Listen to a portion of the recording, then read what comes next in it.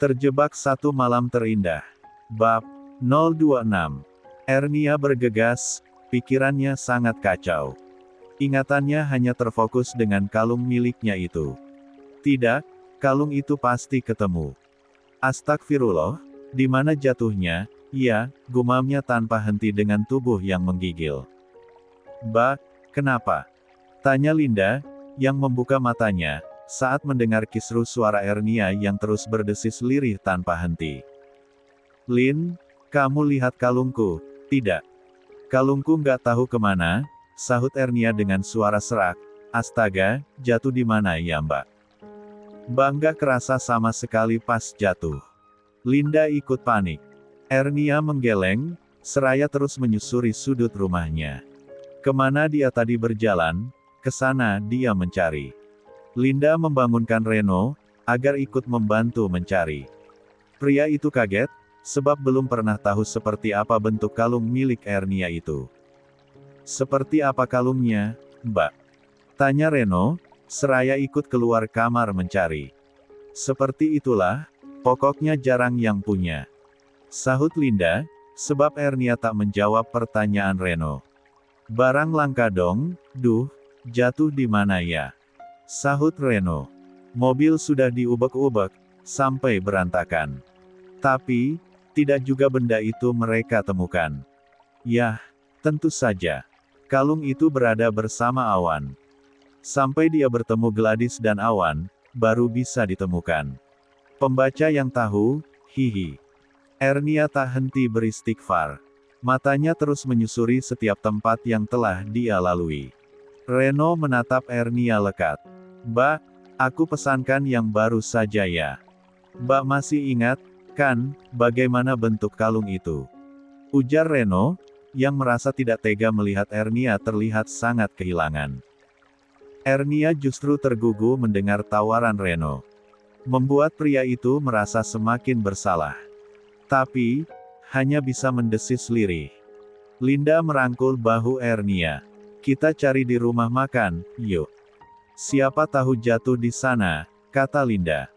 Ernia mengangguk, mereka akhirnya pergi menuju rumah makan yang tadi mereka sambangi. Tapi, tak juga mereka temukan. Bahkan Reno dan Linda sampai menginterogasi satu persatu karyawan di sana. Tapi, semuanya berkata tidak menemukan benda milik Ernia itu. Dan, mereka semuanya jujur, bukan? Mbak, apa harga kalungnya terlalu mahal? Tanya Reno dengan hati-hati. Ernia masih terisak seraya mendekap erat tubuh Kinan. Dia menggeleng lemah tak mampu berkata-kata. Jadi, biar aku pesankan yang baru saja ya, Mbak. Kalau uangku kurang, nanti aku pinjam tabungan Linda. Sekali lagi Reno memberikan tawaran. Iba melihat Ernia sangat bersedih.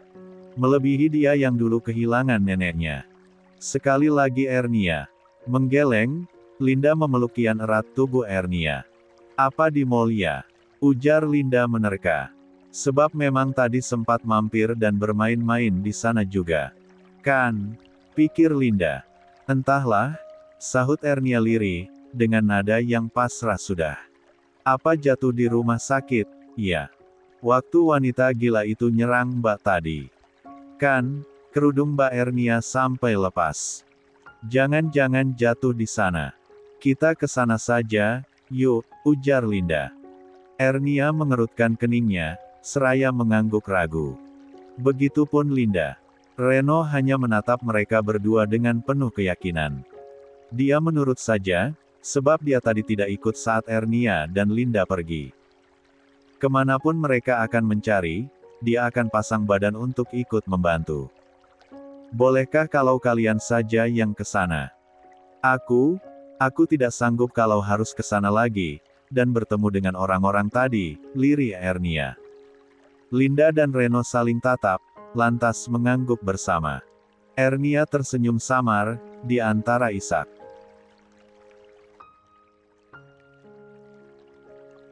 Terima kasih. Maaf merepotkan kalian. Linda sudah pernah melihat kalungku.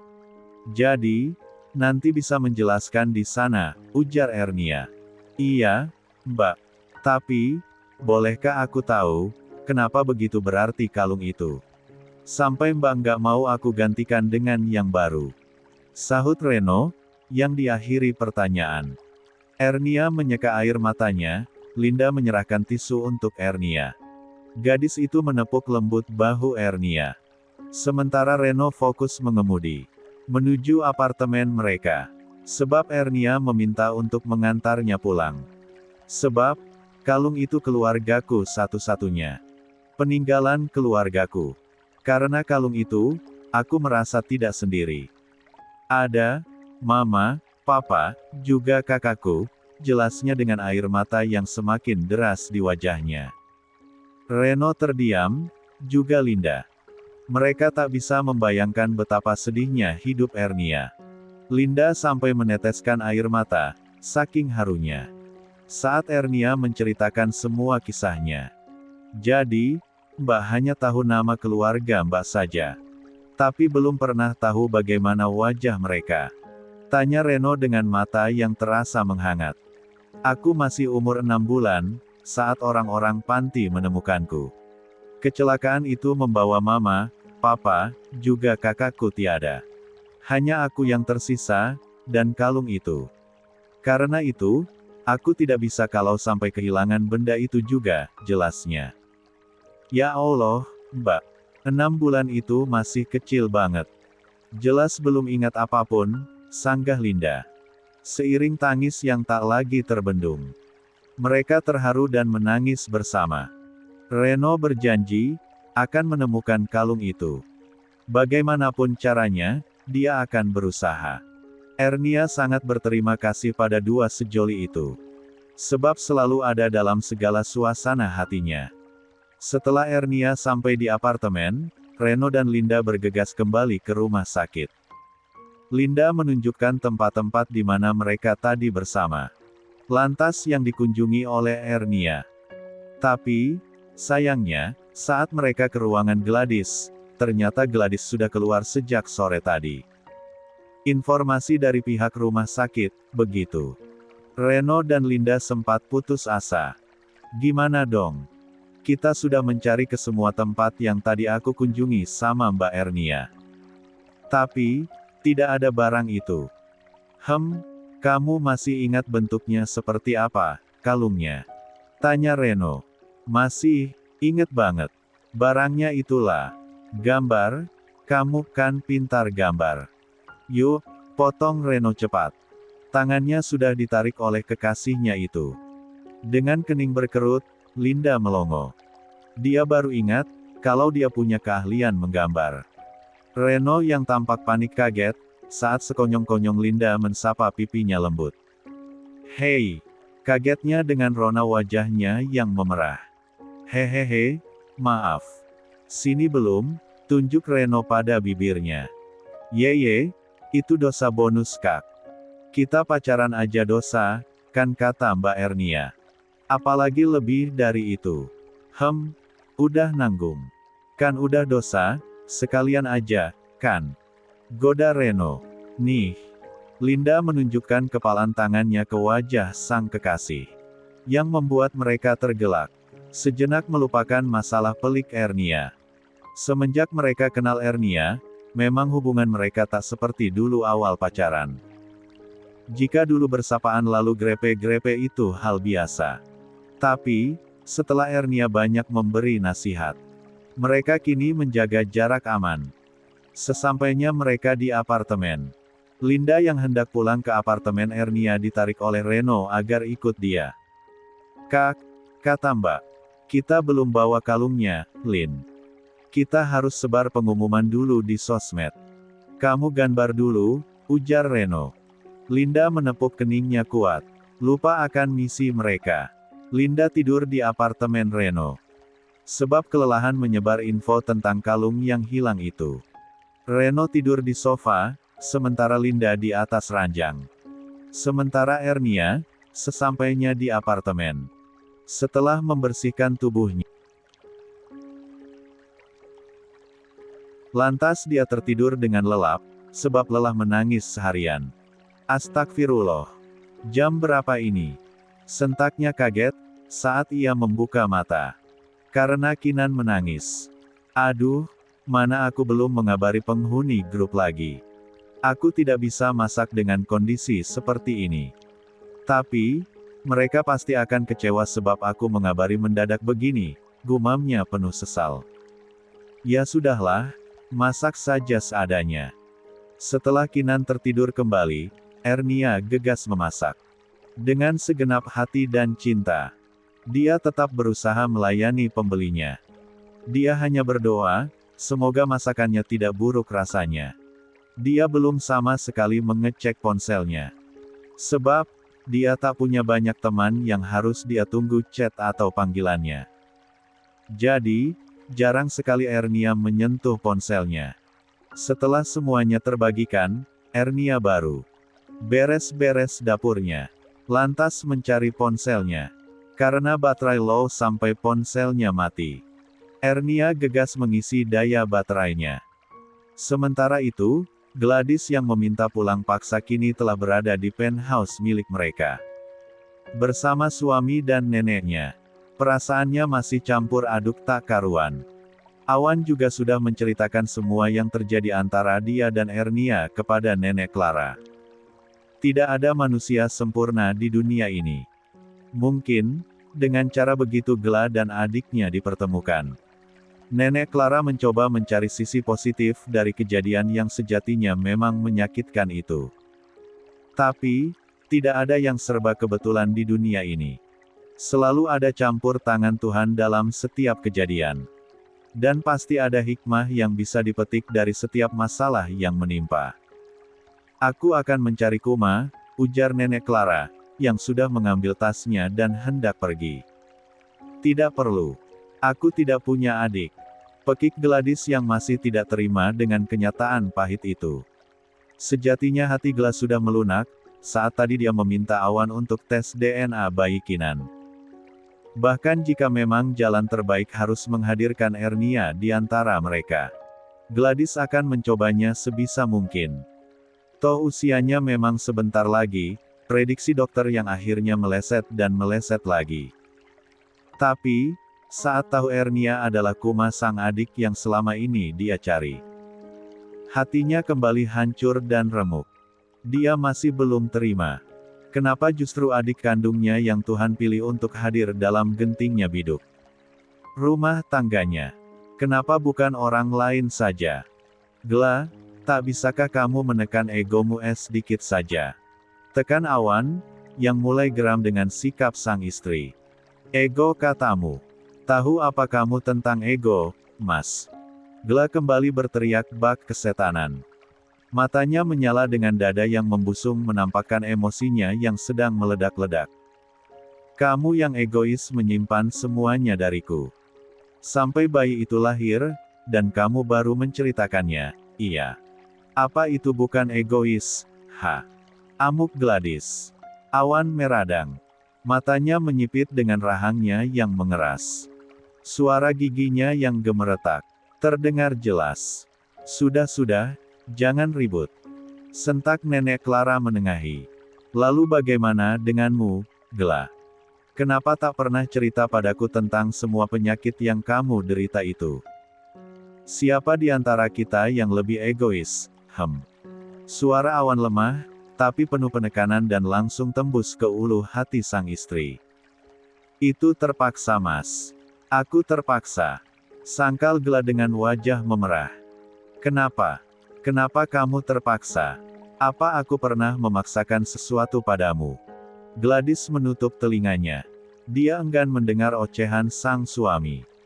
Tapi Awan mendekatinya dan mencengkram kuat kedua tangan Gla yang menutupi telinganya. Hingga terlepas, lantas mendekap erat tubuh. Kurus itu. Sejak awal kita menikah, aku sudah meminta agar kamu berhenti bekerja. Dan aku mau kamu fokus dengan program kehamilan. Tapi, apa katamu? Apa jawabanmu saat itu? Apa kamu lupa? Gladys menggeleng kuat. Tangisnya pecah dalam kungkungan tubuh suaminya. Awan menahan amarahnya. Sekian lama. Apa perlu Aku ingatkan, Gela. Katakan. Sentak awan kini. Iya. Aku yang salah. Aku yang memaksakan diriku sendiri. Aku tahu. Jeritnya melengking. Seiring tangis yang kian menggema. Tapi Kuma, aku tidak mau kalau Kuma itu Ernia. Aku tidak mau. Tapi takdir berkata dia adikmu, Gela. Nenek Clara ikut berkata. Bagaimanapun juga, dia bersyukur telah menemukan cucunya. Meski ada tragedi yang sangat menyakitkan. Tapi ada hal baik yang mereka dapatkan. Sejak bayi Kuma alias Ernia hilang entah kemana. Dari kejadian salah kamar yang Awan lakukan. Ernia dan Gela bertemu. Tuhan memang punya cara tersendiri untuk mempertemukan insan yang terpisah. Kini, setelah puluhan tahun, akhirnya mereka berjumpa dengan jalan yang menyakitkan. Kamu tak bisa memungkiri kenyataan ini, Gela. Dia adik kandungmu, darah dicincang tiada putus. Kau tahu itu bukan? Kecam sang nenek. Darah dicincang tiada putus. Gumam Gela yang tiba-tiba menghentikan tangisnya. Kalimat yang keluar dari bibir sang nenek membuatnya tercekat dalam diam. Dia mengusap wajahnya. Mengingat semua rangkaian kejadian yang telah ia alami. Saat dia mulai merasakan ada yang tidak beres dengan sang suami. Kala itu, dini hari, Gladys terbangun saat azan subuh. Dia ingin sekali ke kamar mandi. Jadi, dia gegas menyeret langkahnya ke ruang basah itu. Baru saja dia selesai buang air kecil. Perutnya rasanya seperti diputar-putar. Saat hendak berdiri, perutnya semakin mual, dan akhirnya dia memuntahkan segala isi perutnya. Tapi, hingga dia lemas dan matanya berair. Dia tak mengeluarkan apapun. Hanya air, hingga lendir yang berwarna kuning dan rasanya sangat pahit. Lalu, kala itu dia ingin sekali makan bubur ayam. Saat Rose datang membawakannya, Gela justru muntah-muntah saat mensapa aroma bawang goreng yang sangat menyengat. "Are you okay, Gela?" tanya Rose kala itu. Gela hanya menggeleng seraya menahan lemas. Dan kembali ke ranjangnya. Dia masih tersengal sebab merasa lelah setelah memuntahkan semua isi perutnya. "Buang itu, aku sangat mual melihatnya," ujarnya seraya menunjuk bubur ayam yang belum dia sentuh. Macam orang ngidam saja kamu Gela, aneh," protes Rose. Yang akhirnya membawa bubur itu ke penjaga di luar. Di lain hari lagi, dia ingin sekali makan sesuatu yang biasanya sangat dia benci. Tahu isi pedas. Iya, kala itu dia sampai meminta Awan mencarikannya. Saat menemukan makanan itu, Gela makan sangat lahap, hingga hampir setiap bersama suaminya. Dia meminta makanan itu. Tanpa dia tahu, kalau itu adalah makanan kesukaan Ernia. Padahal, Gela sangat membenci makanan itu sejak dulu. Lalu, anggur Bali. Dia tidak terlalu suka buah itu. Segala jenis anggur, Gela sama sekali tidak suka. Tapi, tiba-tiba saja dia sangat menginginkannya. Yang akhirnya meledakkan bom waktu. Dan tahu, jika Ernia hamil kala itu. Hingga kini, kartu debit milik Ernia masih berada di atas Gladys. Apa semua itu sebab aku adalah kakaknya. Lantas aku bisa merasakannya. Bahkan saat itu, aku sampai uring-uringan seperti orang hendak melahirkan. Apa saat itu Kuma yang lahiran tapi aku yang merasakan semuanya. Gumam Gela dengan dada yang berdebar-debar. Apa? Pekik Awan dan Nenek Clara bersamaan. Iya, Rose sampai bingung menghadapiku. Aku sangat kesakitan, bahkan aku mengejan. Rose bilang seperti orang melahirkan. Apa karena aku ini kakak Ernia? Apa dia saat itu tak merasakan apapun, dan semua rasa berpindah padaku? Kamu serius dengan ucapanmu, Gela? Tanya Nenek Clara. Gladys mengangguk. Dia berdiri dan menyambar selendang. Menutupkan ke kepalanya, dan mencari cardigan. lantas dengan cepat menutupkan ke tubuhnya. Lia, secepat itu dia kembali sehat. Entah apa yang sedang Tuhan berikan pada seorang gadis. Sebentar dia drop dan tak bisa berbuat apapun. Tapi, tiba-tiba saja suasana hatinya bisa berubah, dan kondisi tubuhnya pun membaik. Ah, entahlah. Mungkin itu semua cubitan sayang dari Sang Pencipta. Sebab dia melalaikan tugas dari sang nenek untuk mencari adiknya.